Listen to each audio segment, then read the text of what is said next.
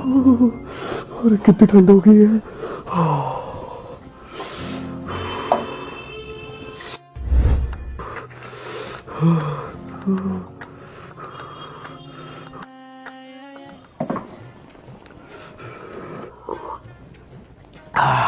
अरे, आपने तो शादी से पहले बोला था आप शराब नहीं पीते, लेकिन आप मेरे सामने पी रहे हैं। अरे नहीं नहीं, आप ना गलत समझ रही हैं। मैं दारू नहीं पीता। वो तो क्या है ना कि ठंड इतनी हो रही है और मुझे ना बहुत ठंड लग रही है, तो मैंने सोचा थोड़ी सी रम पी लेता हूँ, शरीर में ना थोड़ी गर्मी आ जाएगी इसलिए। अरे, आप भी ना, मेरे होते हुए गर्मी के लिए आपको रम की क्या जरूरत। अच्छा ठीक है फिर।